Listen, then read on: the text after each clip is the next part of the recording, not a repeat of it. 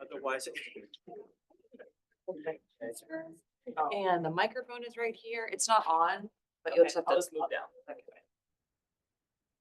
And I'll be in here if anything. Okay. And on my.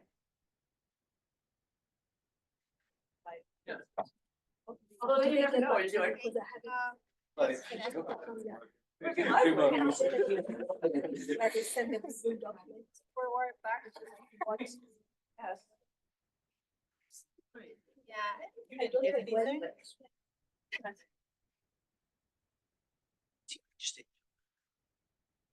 They're really just going to get some. How are you? Yes. I'm Jana. Nice to meet you, Rebecca. Yeah, I think that we were just talking about the global future. They solicited.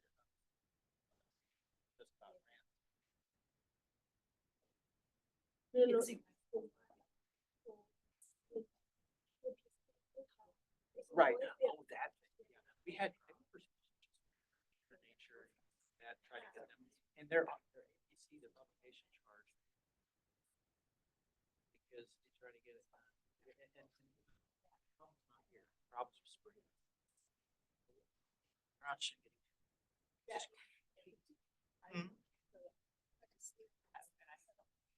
Very. So I feel like it's fell asleep hard by And then they wanted to do my. I don't.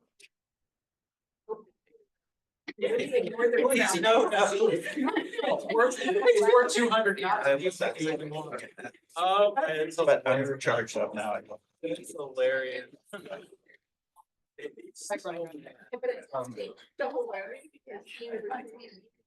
I missed that at the end. Did you salvage the work that you did?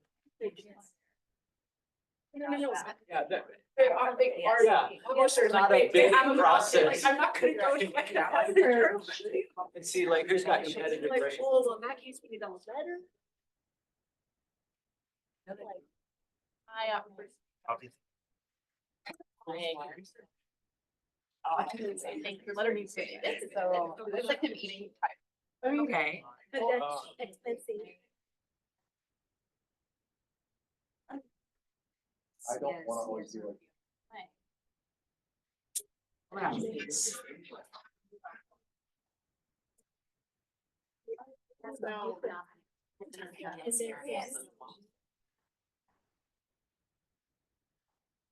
Hello. Whoa. Whoa. Hi, everybody. It's great to see everyone. I'm going to introduce myself. I made a request, which was both to allow me to speak and give this seminar and also to introduce myself. So for those of you who don't know me, I'm Diane Pataki, and I'm a professor here in the School of Sustainability. And this year, I have been on a leave of absence. I have physically been here, though, on campus most of the time. So when I see people in the hallway, they go, Diane, what are you doing? What are you doing this year? And where do you work? Like, who do you work for? What organization? So that's basically what I've come to tell you about and to introduce you to my awesome colleagues at the National Wildlife Federation. So I want to just right now point out my three colleagues here who will give this presentation with me. And for my colleagues, the science team at NWF, this is the School of Sustainability. And you guys are all awesome. You don't quite know it yet, but we are, I think, well suited to work with each other. And that is the purpose of my talk today, to offer you lots of opportunities to collaborate with our organization, with our affiliate organizations, with other organizations like this one. Of course, the School of Sustainability is all about partnerships and engagement and working with lots of outside communities and organizations.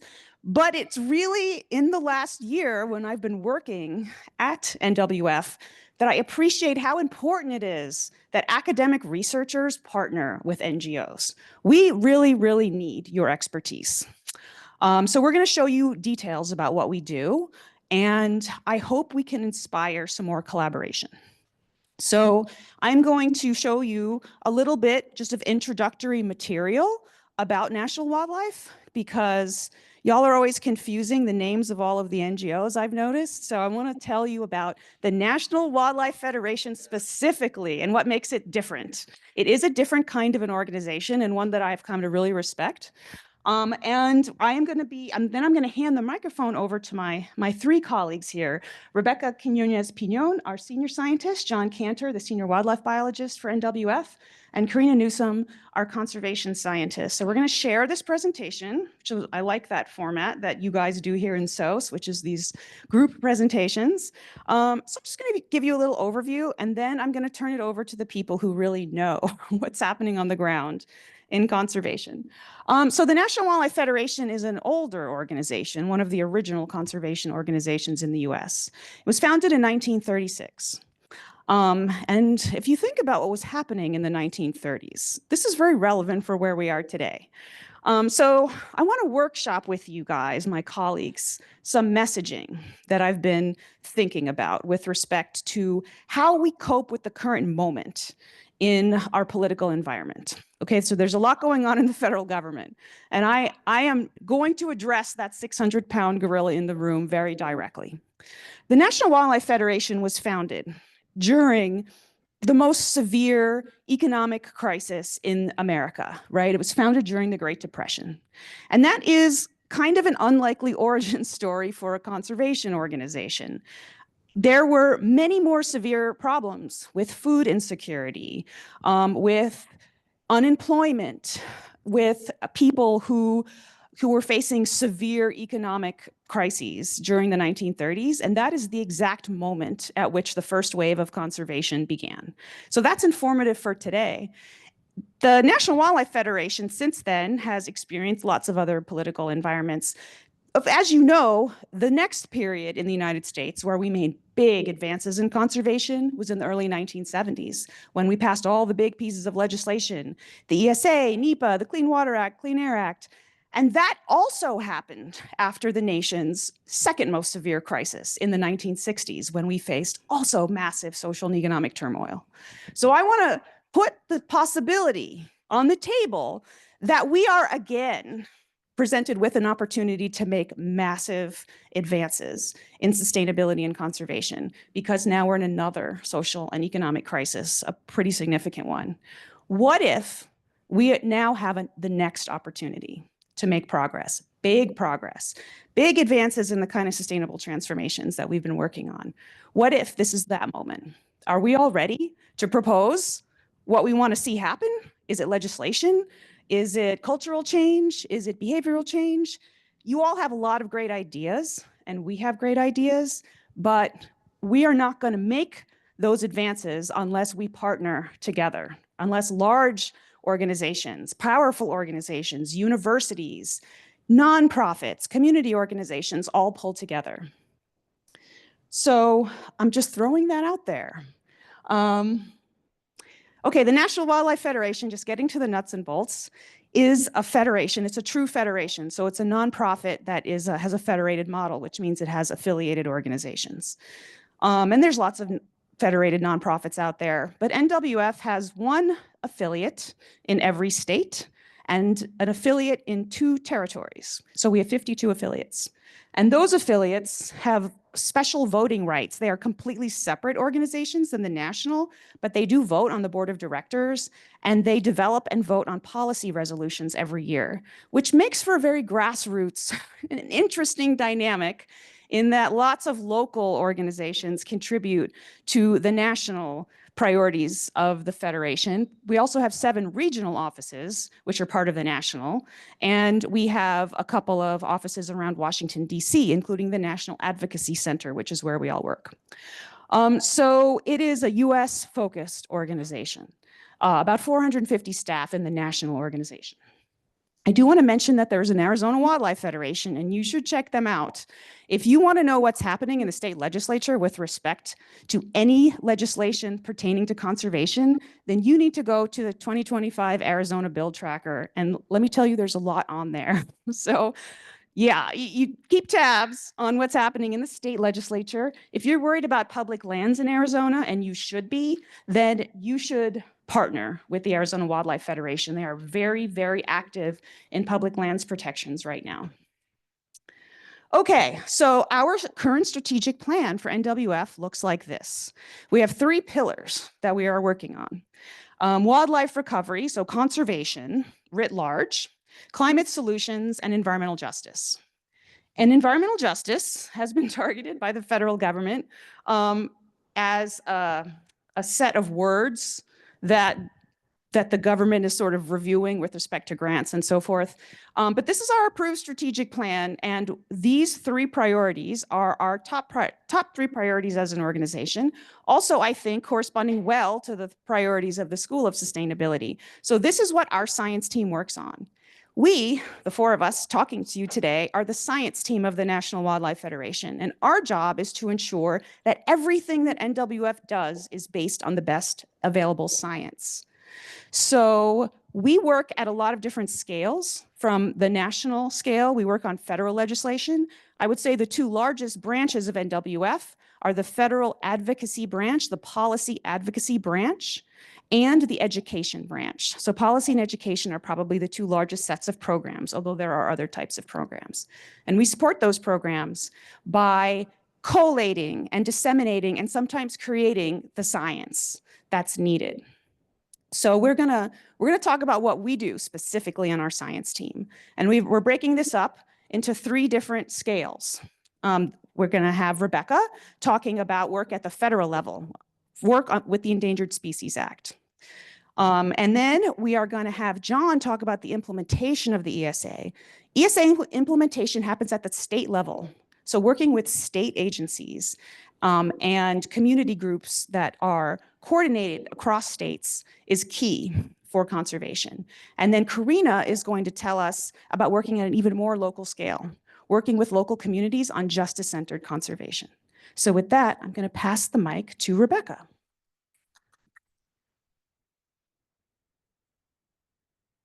Well, it's a pleasure to be here meeting you all. Thank you for the invitation, and it has been an honor and a joy to work with Diane in the last months, and we are seeing that we're heading towards a very productive and science-based work with the organization, which it was already happening, but now it's even getting stronger. So yeah, and as Diane was saying, I'm going to talk about the conservation of the monarch butterfly and how the Endangered Species Act is so important to us. So there is a combination here of the relevance of policies at the federal level, one species-specific effort, but also the fact that this species is really important for the National Wildlife Federation. Many of our national and regional programs, and even some trinational programs that we have at NWF, use the monarch as our flagship species. And that doesn't mean that our work is only based on one species. It means that we are sort of taking advantage that this species that is so iconic and one of a kind that everyone loves, and I will talk about it later too, to elevate the conservation work that we do on the ground and also on policies. So this is a brief description of the Endangered Species Act. The Endangered Species Act was created in 1973. Do you guys remember President Nixon? Yeah, and normally we think Nixon, Watergate. Well, he did good things, and one of them was the Endangered Species Act. And the Endangered Species Act is one of the most important conservation policies or laws, federal laws, that we have in the United States. And it's very unique, and I would say that even globally, it has also a really good impact for species conservation. So with that, I would say it's a very long document. It was amended in 2003. 2 years ago, we were celebrating the 50th anniversary of the ESA. And also we were celebrating that the great positive impact that it has had in different species. The rate of success of the ES8 is high. We know that 99% of the species that have been listed or protected under the ESA are safe at this point. And there are over 300 species that have been either delisted or downgraded on the listing status that they have under the ESA. And we have some examples here, the peregrine falcon, and I think we all are very familiar with the bald eagle as well, the Kanter blue butterfly. And it is not only about the big animals, the big species, the mammals, but also about insects like the monarch butterfly, the Kanter blue, and plants. There are so many plants that are protected under the ESA that are extremely important for our ecosystems. And for instance, one of them that has been struggling now with all the creation of the wall and the border, and it's also a very important host plant for the monarch butterfly, the Asclepias prostata is another really good example. So with the monarch butterfly, the ESA has a very specific process to list a species. So there should be a petition to list a species as threatened or endangered. Excuse me. And this is not what normally happens. This has been an extremely long process. The reasons why it has happened with the monarch butterfly is because it is an insect. It's a very widespread insect. It covers around 48 states in the United States. And also it has breeding habitat in Canada, South Canada, and it has a huge overwintering habitat in South Central Mexico. So it's a species that migrates two ways, one in the fall and then back in the spring from the monarch overwintering sites. And in the west, that we have another population, also goes from South Canada all the way to the California groves. So it's around 3,000 miles of migration. So there are like 4 or 5 generations involved in all this process, and one generation that lives over 6-7 months during the winter to create the next generation. So it's extremely complicated, covering so many habitats and ecosystems that for the Fish and Wildlife Service to make a decision, it took the service many years to have all the information that it was needed to create a species status assessment. Once they did that, they were able to determine that, yes, indeed, the monarch needs protection. That's what we call warranted, but it was precluded because there are other species in our country that are even struggling more. So after that, it was decided that probably we should work all together and ensure that the monarch was not listed. The SSA, or the species status assessment, was reviewed every year. And then by 2024, we were seeing that the numbers were not getting better, the population numbers, and it was necessary for the service to make a decision. So at the end of 2024, the service decided or proposed to list the monarch as a threatened species. So all this year of 2025 is really important for the monarch because this is when it will be decided if the monarch is finally listed or not. We just submitted our comments. We work with the policy team. It was a very collaborative effort internally. The species status assessment is science-based. That's where we play a role here. Comments that are submitted to the Forest Service. Did I say the Forest Service? No, to the service. They have to be very substantive and they have to be science-based. So we have to work on gathering all the journal papers, all the information that we have to ensure that whatever we are asking the service to do in terms of regulations for the conservation of the monarch are science-based. So things that we know about the monarch is that, as I was saying, it covers many or visits many different habitats across the migration, the breeding habitats, and the overwintering habitats. So the monarch plays a big role on the biodiversity of those habitats, the health of those ecosystems, and as well is part of all the dynamics and the ecosystem change that happen in those spaces. So that's why it is really important to conserve it. It is also telling us how other pollinators are struggling. And because it's very visible to us, it's easier to track the monarch than any other native pollinator in the country, especially bees and bumblebees.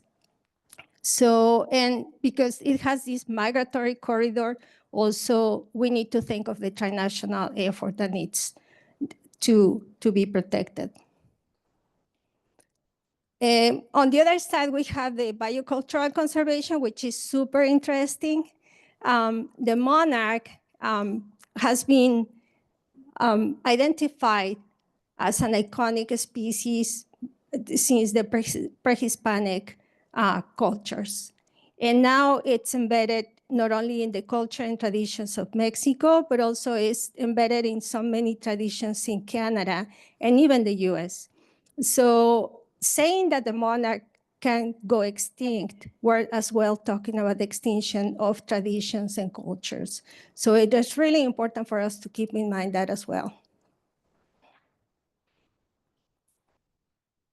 Well, when a species is listed as a threatened species or proposed to be listed as a threatened species, what happens is that there is a section under the ESA called Section 4D that is the one that can be taken into account to create the regulations to protect this species. The beauty of the Section 4D of the ESA is that we can tailor those regulations. So definitely for an insect, especially the monarch, it's just perfect to be listed as a threatened species, and it is helping us to decide how we can just set up those regulations and once more provide comments to the service that they will use to refine the regulations that they proposed.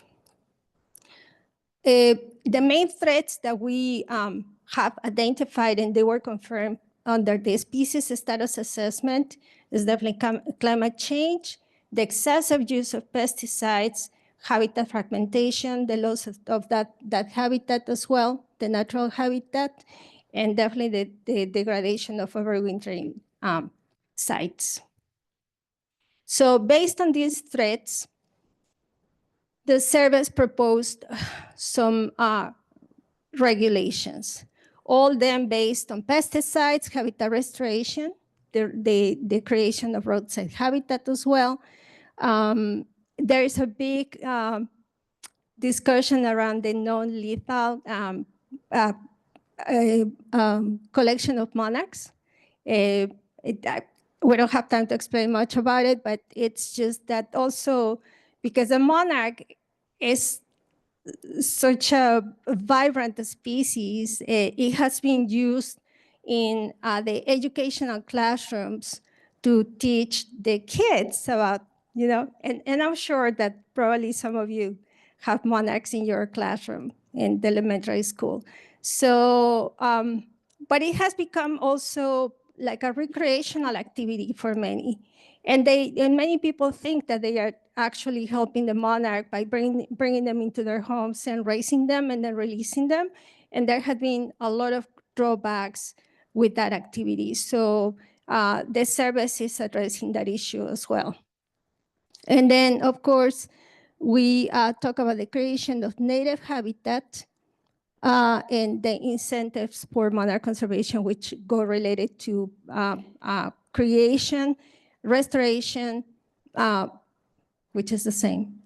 Restoration of habitat in private lands, and also the management and enhancement of those lands. For that specific purpose, we need to work with an NRCS. They have very specific programs for the conservation of private lands under the Farm Bill as well. So with that, the conclusions are that indeed the monarch needs to be conserved and protected under the Endangered Species Act. It is important for us that the monarch is listed, because listing the monarch will allow us to have more federal resources, more collaborative efforts and coordinated efforts at the national and the transnational level, which also is going to bring a lot of attention to many other native pollinators as well. What I can tell you is that with this work, if we are able to continue supporting this listing, and the service at the end of this year decides to finalize this listing decision, it's going to be really important for us to then go to the next level, which is working with the states for the implementation of those regulations, conservation regulations, and also the recovery plan that the Fish and Wildlife Service has to create once the monarch is listed. And that's where John comes with working with the states.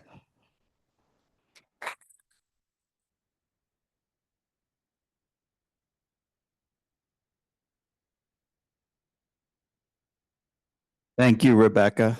Well, it's great to be here and to be affiliated now with Arizona State University. I'm John Kanter, the senior wildlife biologist at National Wildlife Federation. I've been with National Wildlife Federation now for 7.5 years.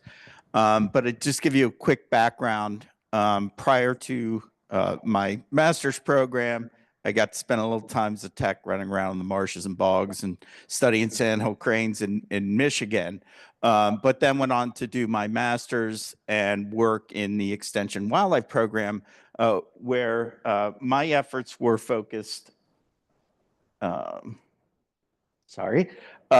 efforts were focused on integrating wildlife habitat considerations into land use planning, primarily through forests. New Hampshire is 82% forested, so there was a lot of work to do on forest land. So that was prior to taking a job as the non-game and endangered species biologist for the state of New Hampshire. I was the second person ever in that position, and it was a program of one.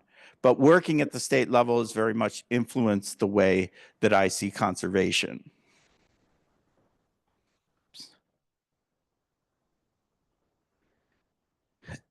Many of you may know this. We think of wildlife as being held in the public trust, and there have been federal and state laws over the years that have further defined this trust. We have migratory birds are held in public trust at the federal level with partnerships with the state.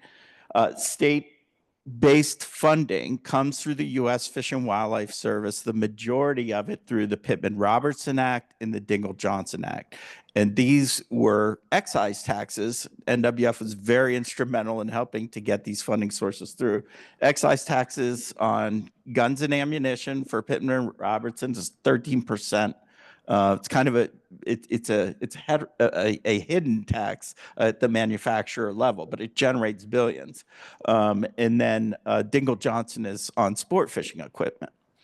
And then, of course, we have the passage of the Endangered Species Act, which again created a program of providing federal funding that also went to the states for implementation.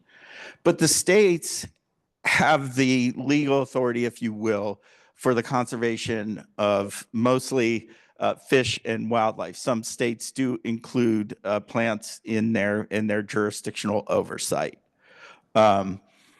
So states, starting in the late 1800s, there were fish and game commissions that were created to, try to limit the what was the commercial in subsistence and recreational hunting of wildlife, and those evolved over the years. And the whole system of hunting licenses and fishing licenses serve as the matching dollars, which is a 3-to-1 match for Pittman Robertson and Dingle Johnson. Many states passed their own. Arizona is an exception. They do not have their own State Endangered Species Act, which allows federal listing. And these, through Section 6 of the Endangered Species Act, really give some authority, some actual joint authority to the state agencies to carry out the act. And many non-game species management acts. And we consider and think about what are non-game programs. The one that I started in, my first job was direct mail appeal. I got no public funding except for some state matching funds for private donations raised. Other states did conservation plates, tax checkoffs, we call it the bake sale approach to supporting what we call non-game conservation.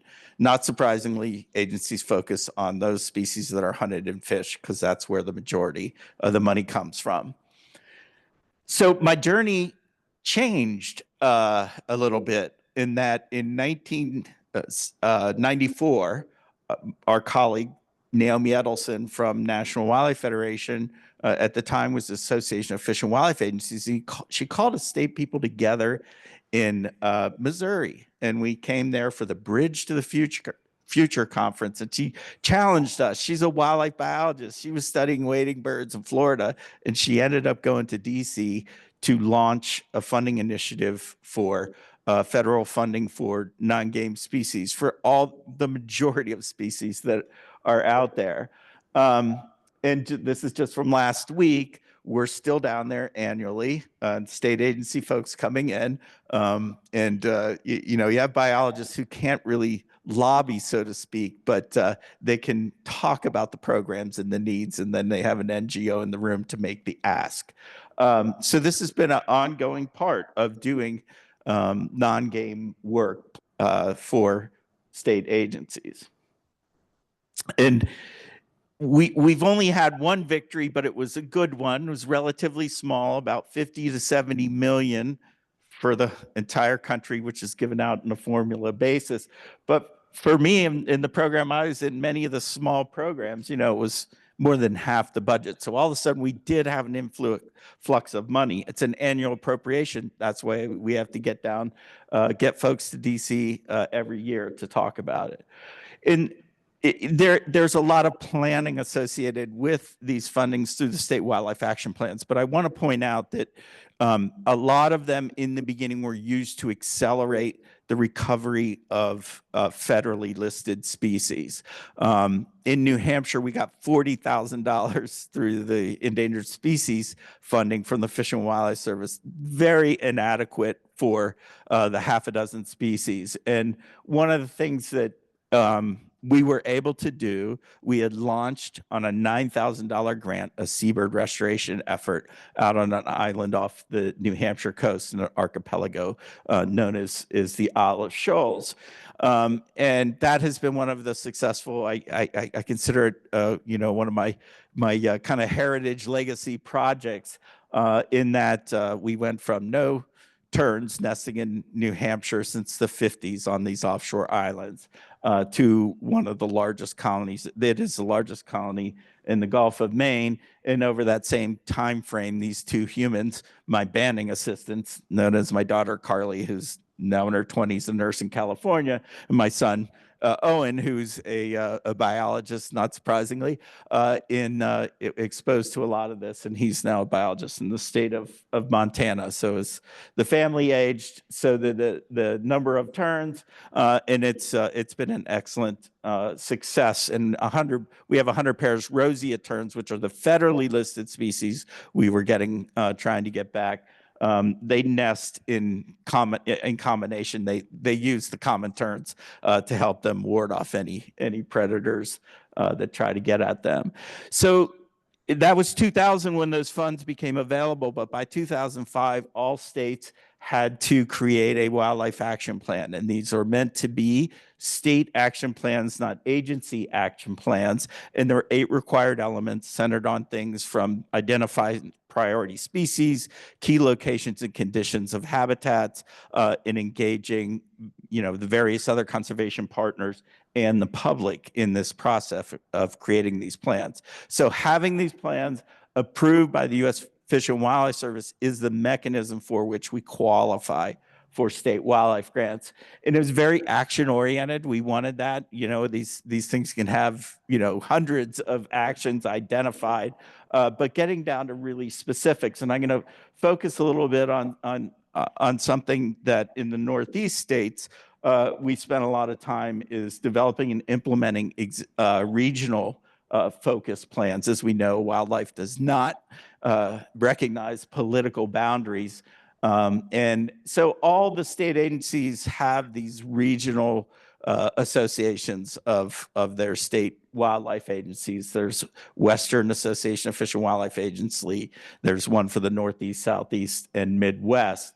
And in the Northeast, we were able to convince our directors that we should pool 4% of our state wildlife grants to do projects at a multi-state level, because that was what was dictated by the biology, the ecology of the species. So we did a lot of scaling up, and this is getting ahead of the need to list species as endangered and threatened. In our case study that we use often, you'll hear about sage grouse in the west and New England cottontail in the east, native cottontail to New York, east of the Hudson into the New England states. The line that's kind of going through the top of New Hampshire, in Vermont, that was their historic range. They're now only in these very spotty distributions. And they were a candidate for federal listing through combined actions of federal, state agencies, and tribal entities. We were able to prevent their listing as a candidate species. So out here, you have Senator Jean Shaheen from New Hampshire, Sally Jewell, who was at the time Secretary of Interior. Behind her is Chucky Green, who is with Natural Resource Director from Mashpee Wampanoag tribe. Heidi Holman, my now very close friend, but biologist that worked for me at Fish and Game, and our director at the time, Glenn Normando. And so this was kind of the ultimate thing of, coming out of state wildlife grants, getting at a species before it needs the emergency room of the Endangered Species Act. Most state wildlife plans have a spatial component, identifying where the highest quality, because that is the number 2 guidance, is where's the key location of highest quality habitats. And I want to come back to this. So if you think about the way that we do this, this is kind of the coarse filter, fine filter, old way to approach large blocks of native vegetation, looking for hotspots of biodiversity as our way of prioritizing conservation. So most states do have a mapping component. You can go and see where the priority habitats and areas in those areas. They could be working with federal agencies, private landowners, just a range of folks to be able to implement some kind of conservation actions, be it land protection or habitat restoration. They all require a public engagement session. And Arizona has finished its revision. We have to revise these on 10-year scales. So how many of you were involved or engaged in the Arizona Wildlife Action Plan revision? Okay, the states have a long way to go in engagement, and NWF is hoping to be a partner in helping them do better jobs of that. So we looking at America's wildlife crisis, biodiversity, metrics that we get from NatureServe on known plants and animals, a third of the species are at increased risk of extinction. Under the State Wildlife Action Plan, there's 12,000 species that are identified in need of conservation, and that's around 1,600 on the federal list. So one of the solutions and one of the highest policy priorities for National Wildlife Federation has been the passage of Recovering America's Wildlife Act. It'd be $1.3 billion annually. That was based on kind of a roll up of the economic cost of about half of the actions in the wildlife action plans. So we really need to scale up. Obviously, at this point in time, biodiversity crisis, climate crisis, we need to invest much more. 4:30 in the afternoon, if you remember the omnibus, the budget like two Congresses ago, we were still in the omnibus bill, and at 4:30 in the afternoon, somebody from McConnell's staff pulled it out. Anyway, so we've been close. We've been working at this since 1994, getting federal funding for the majority of species, and we will continue to do that even in the midst of the turmoil that we're all experiencing under the current administration. And so to transition, and this is the part when you think about the hotspot ways and the big blocks of habitat that we've always approached wildlife conservation, I think there are problems in that model and that we need to be much more closely connected to people. Again, the wildlife action plans and their roll-ups are meant to be reflective of all people as public trust stewards of wildlife. And with that, I'm going to turn it over to Corina Newsome. Thank you so much. That's actually my son, Malcolm, with an elephant that John gave him and his daughter, Carly. Thanks again for the elephant, John. Great, so we're gonna wrap it up by going now down to the more local scale of where conservation wins happen on the ground. Because all the planning that happens at the federal level and coordination that happens at the state level is in service of conservation manifesting in local places across the country. And so I'm gonna focus on an equity-centered approach to community engagement to advance effective conservation outcomes. And I'm going to focus specifically on urban environments. I'm going to make the case for the importance of urban biodiversity conservation in particular. And the reason being is because conservation really is ultimately about people. We're thinking about managing people as it pertains to who is exacerbating the ecological and environmental crises we're experiencing now. And we're managing people when it comes to crafting the solutions that are hopefully innovative and effective at meeting the moment to address these issues. And when it comes to cities, the reality is that globally about half of people live in urban environments, and in the US, the vast majority of people do. Over 80% of people live in cities in the United States, and urban landscapes are expected to really expand, increase by as much as 500% over the next 75 years. So we really have to start prioritizing urban conservation more than we have in the past.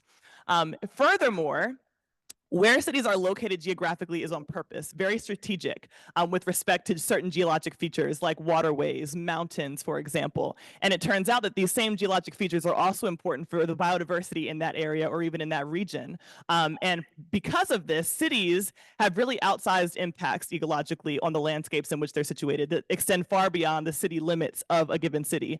That may be because they're situated along rivers like Philadelphia, PA, Savannah, Georgia, and so any sort of pollution, for example, ends up far downstream from that city, or because of the extreme resource use of cities, because of the density of people that live in them. The impact of those cities, again, extend beyond the city's limits.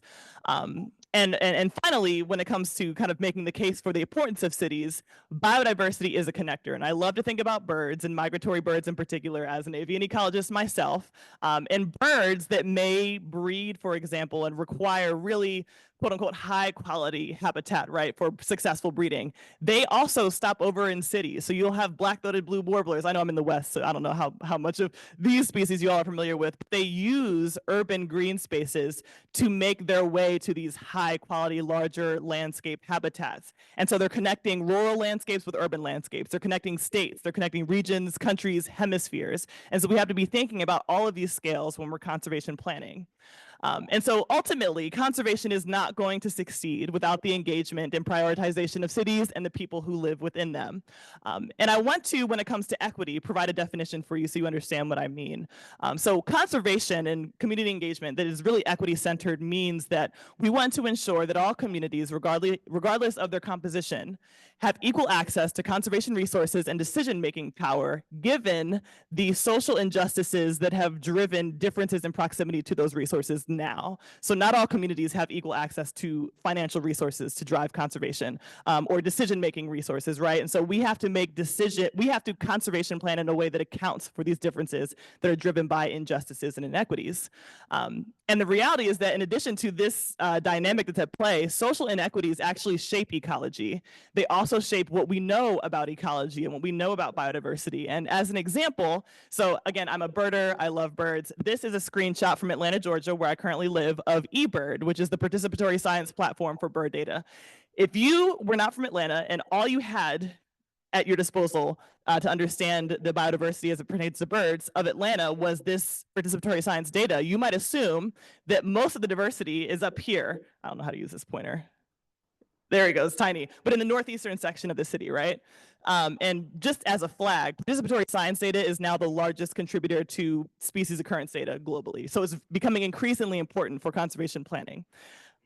What I know from living in Atlanta is that Southwest Atlanta and that general kind of area, even beyond the city limits, is home to hundreds, 1,000 or more actually, acres of old growth forest types of various kinds. And the bird diversity in Southwest Atlanta is about as rich, if not richer, than many parts of Northeast Atlanta, where you see a concentration of the data. And so this, if all you had to go on was the data from participatory science, you would have an inaccurate understanding of the distribution of bird diversity in the city.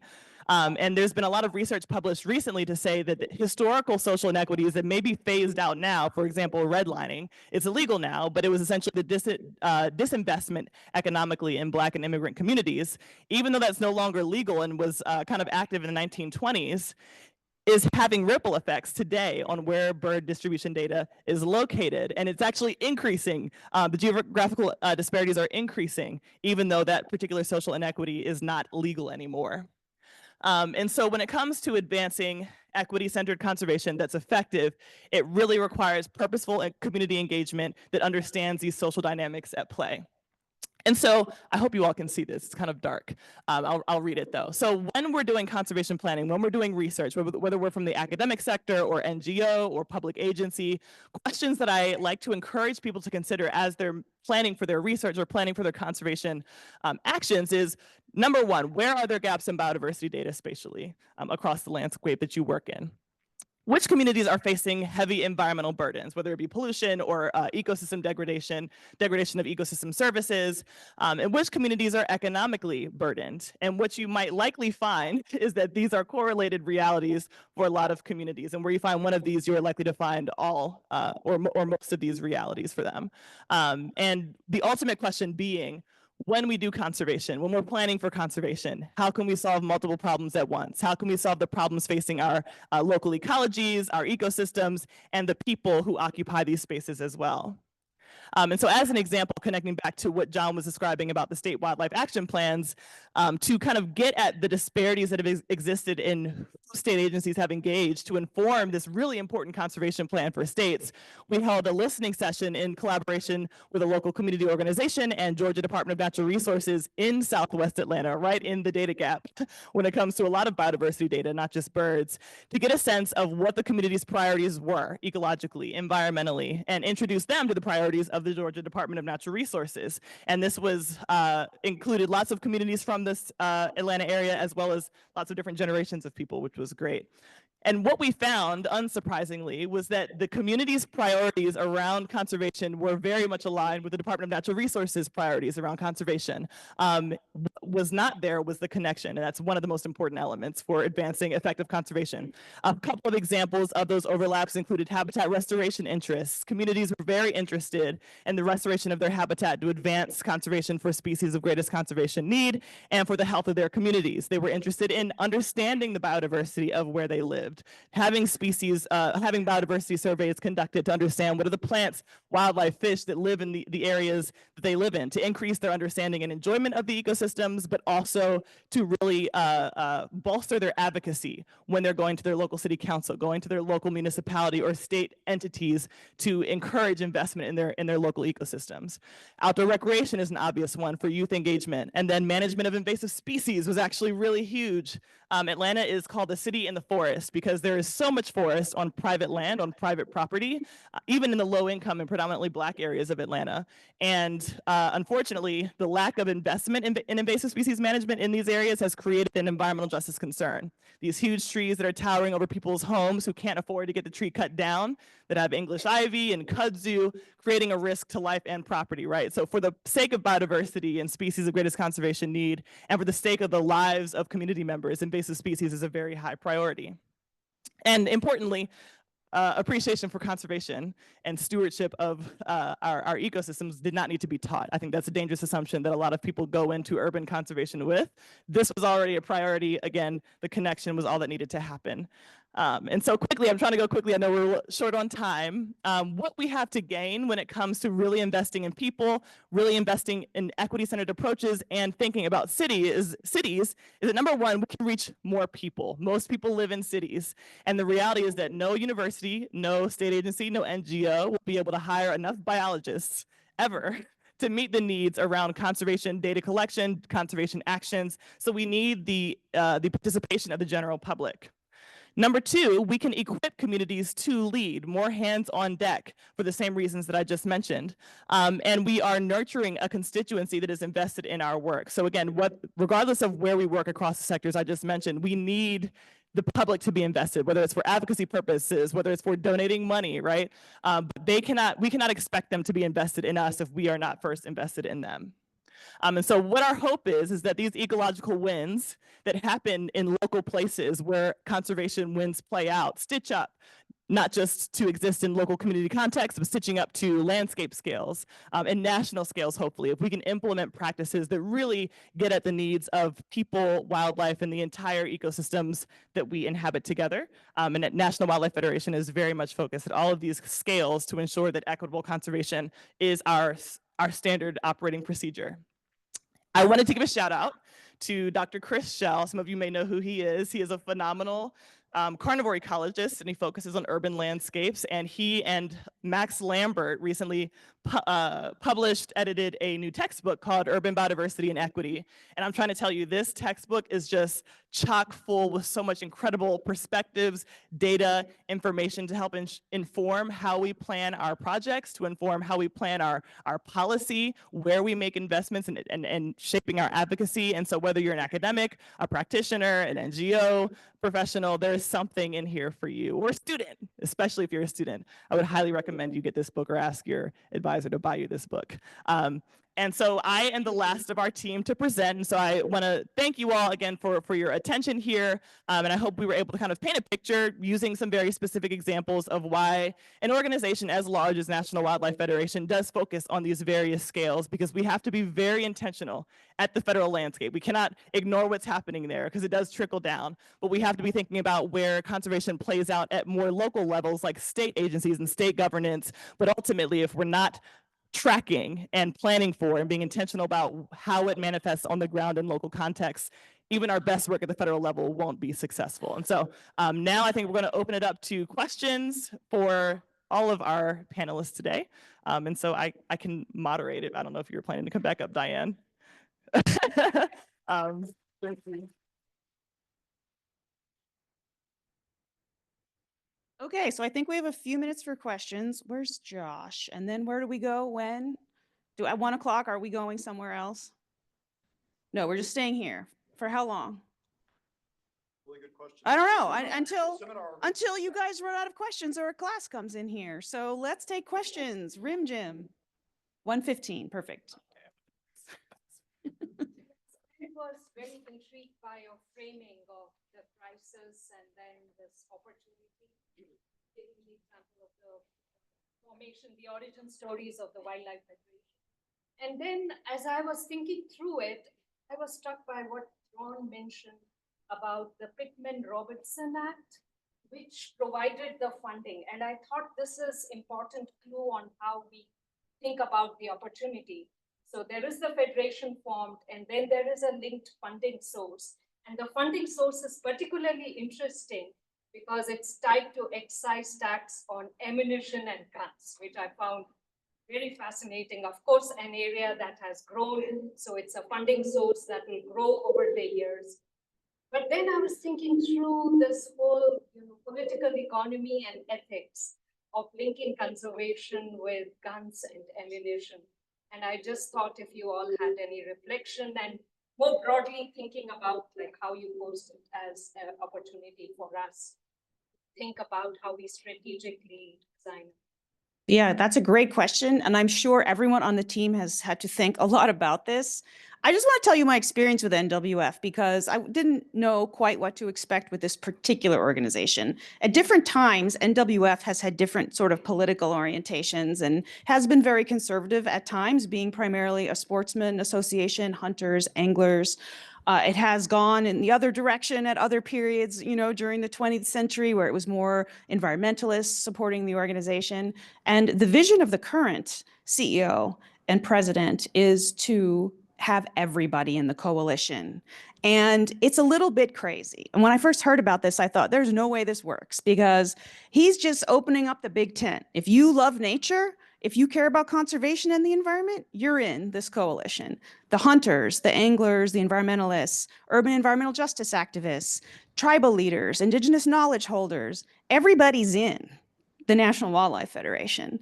And I first saw it in action a year ago I attended their annual meeting, and I was sitting at these tables. This was the most diverse group of people I had ever seen talking about conservation. So that's an approach. Okay, so yes, NWF supports hunting, right? Fair chase principles of hunting, like not just any hunting. And it supports lots of other ways of interacting with the environment. And that approach has a strength, which is that we're bringing together such a diverse group of voters and activists and citizens and non-citizens that the political power of that organization can be really, really strong. But we do have to compromise a lot. So if you go to the webpage of NWF, you'll see the positions we take on political issues or on nominees for cabinet positions. And there's not a ton of them up there because you got to get the whole coalition to agree. They don't all agree that often, but when they agree, that is an issue that Americans are going to support across the board. Can be incredibly bipartisan. And there's a lot of power in that, which is just a unique way that NWF approaches sustainability that other organizations, they don't take that particular approach. John? Yeah, just, the fundamentals of at that time when Pittman-Robertson was passed, people thought white-tailed deer might disappear or elk, and wood ducks were almost thought extinct, and now they're extreme, very numerous, and they're hunted species. So, the conditions were very different. We now know that it's 60% of the purchases of ammunitions and guns is for, well, some people would say self-protection. I don't know, but is for target shooting and whatever, and not. But that's why it was so inextricably linked with it was a hunting conservation movement because species become so depleted from the commercialization.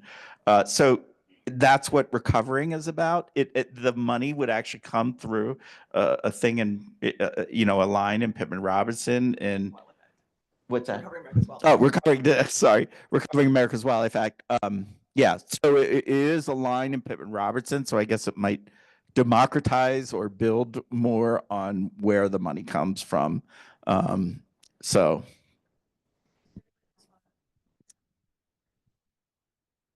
Yeah, I would add that, yes, the National Wildlife Federation supports the hunting, but that doesn't mean that we all are hunters. So as Diane was saying, it's a very diverse group that has allowed us to even now talk about equity and justice within the organization and promote that. And many of our programs are like equity and justice based in advance that. I think that we are one of the very first nonprofit organizations, including in a very meaningful way the equity and justice center work and environmental justice. So that tells you about how diverse we can be within the organization. With me, I would have never thought, being Mexican, that I would reach this point in my career. I feel so honored being the senior scientist and working with this team. And that has been thanks to the National Wildlife Federation. My career in the last 5 years has grown immensely thanks to this organization.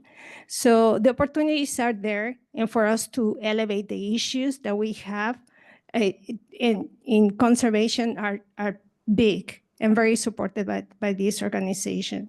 So it's the work of working all together. Bipartisan is a key word within the organization as well. And we have very successful work, as Diane was mentioning. There's one that it thrills me to talk about it, and it happened last year with a resolution that Senator Jeff Merkley introduced to the Senate, and I can't remember who presented it in the House. And it was about a pollinator week, National Pollinator Week. We helped to review the resolution. We provided the science, the recommendations. They were very grateful, Senator Merkley's office, and the resolution passed unanimously. It was a bipartisan issue. So that is telling you as well, and it's telling us that everyone cares about the conservation of pollinators. And that's huge for us because that's key for our work and moving forward, knowing that, yes, any bipartisan issue that includes the conservation of pollinators is going to be not an easy win, but it's going to be easier than many other issues. So regarding like the sustainability of policy that links conservation funds to hunting and fishing, so the issue that states find themselves in now is that the percentage of people that hunt and fish now is much decreased compared to when that law was first passed. And so they're finding there's been a bit of a scramble, honestly, where it's like we haven't invested in relationships with people who aren't hunters and fishers, and particularly like white rural hunters and fishers. And now our funding source is at risk. And so now we have to figure out how to appeal to this urban audiences, this really large diversity of people who have never heard from their Department of Natural Resources before, as a means to stay alive, to stay in existence. And so this Recovering America's Wildlife Act bill and like thinking creatively about funding streams is so important, even for the existence of state agencies, but certainly for like the conservation of broader taxonomic groups than just the hunted and fished species. There's a lot of questions. Kelly. Really great, interesting work you're all doing. And I wanted to kind of keep this conversation going because I work as a social scientist on conservation issues, and actually I'm the lead author of chapter 3 in that book, Unmotivating and Creating Conservation Actions. So I appreciate the plug for the book. Buy the book. I could show the chapter too. Reach up. And so the question though is, are you working with the state agencies? Because I had a student who graduated as a social ecological scientist, interviewed with a state game and fish, and their approach in hiring social scientists was to think about how to get people to hunt fish some more, which to me was wild, but like the agencies, right? The ecological science is so dominant.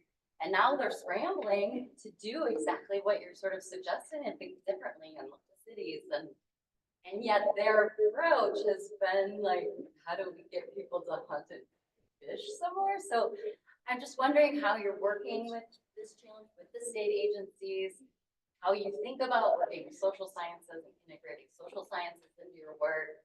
And yeah, how we can help.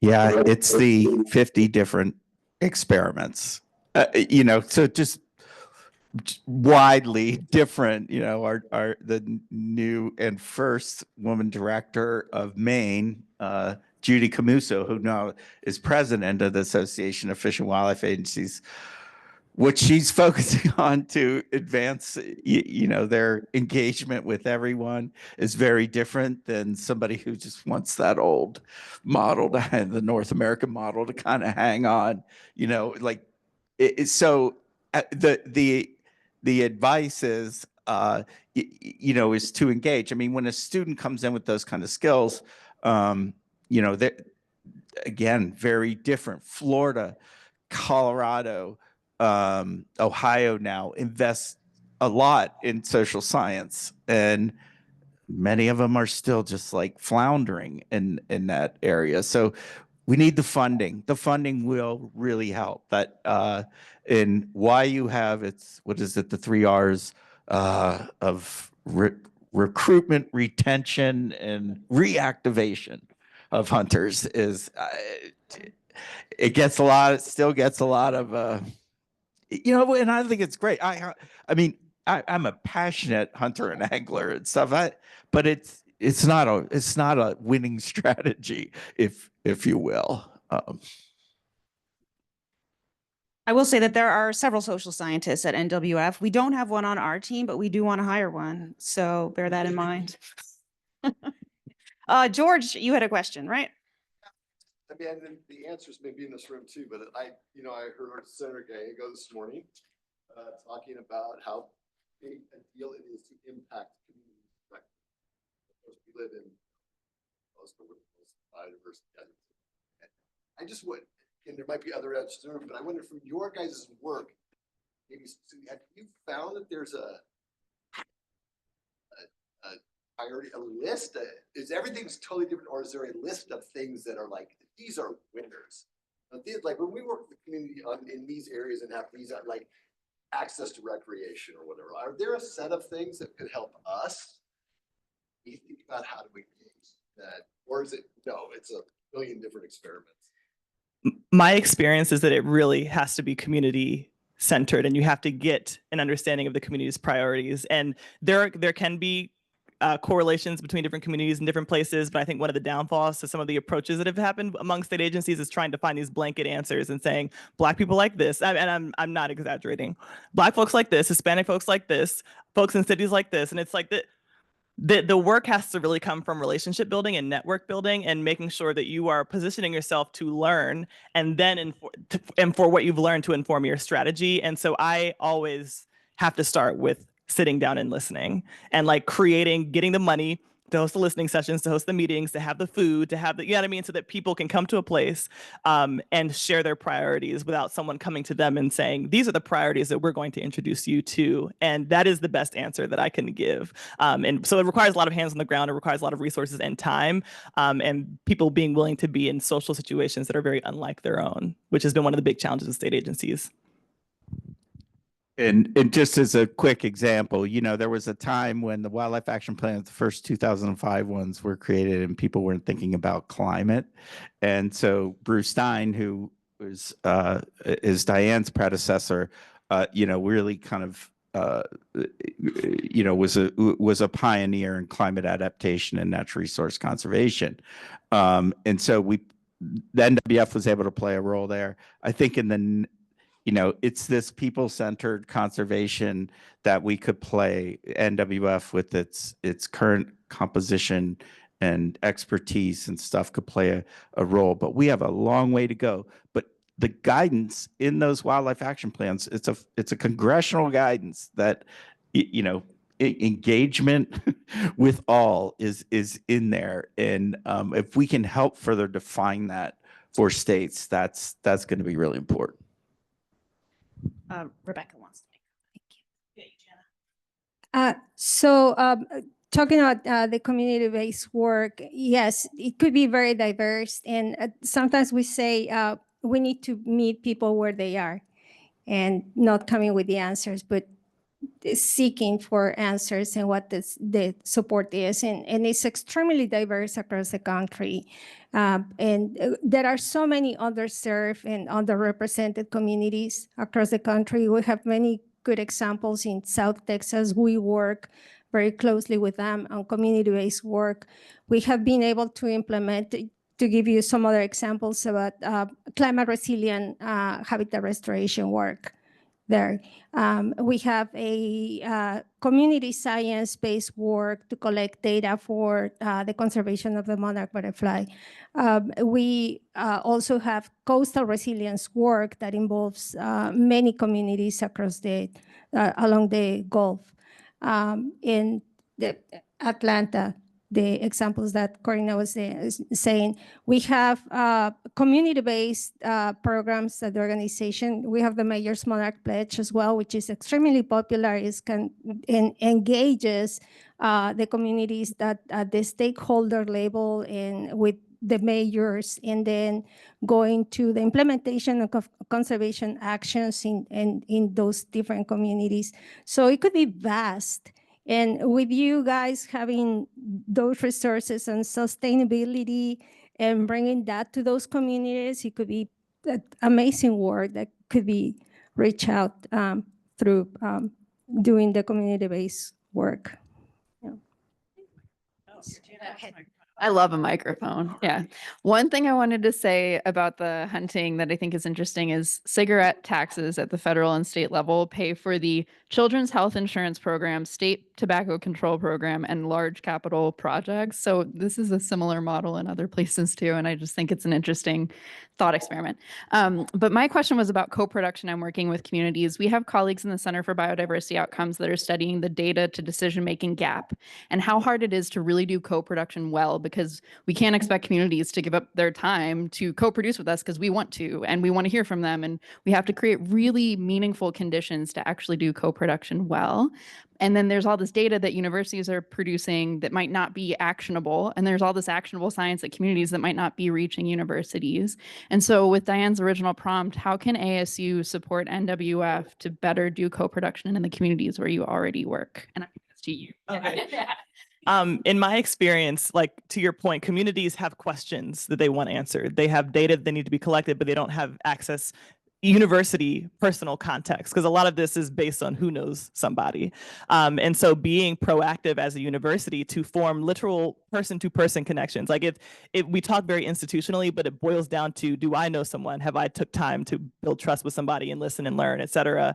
And like it's very cliche, but it does move at the pace of relationships. I don't like saying that too much, but if individual professors, individual researchers can make a point to in either their own community or adjacent communities that are experiencing environmental burdens or social inequities of various kinds, just ask those questions, just show up, become a regular attendee of public events, ask what the important questions are ecologically, environmentally, and then start positioning the resources you have access to maybe meet those needs. And you can begin, and again, it is a iterative and long process. This is not something that can happen over the course of like a 1-year grant timeline. Unfortunately, funding doesn't really support this kind of work. But so I think it's going to be on us as individuals to connect ourselves with people to understand what their questions are, and then use our connections and money and research capacity to answer them, and then having our research programs or priorities be birthed from those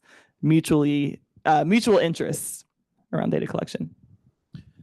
Just a quick, I know, so University of Arizona is the land grant, right? And so, but I think, the land grant, like that extension model, that, I don't know if there's like an extension model and I just think there is so much there, for that kind of model for universities in this space. But you got to create it and do it and go out and make those relationships. Sharon.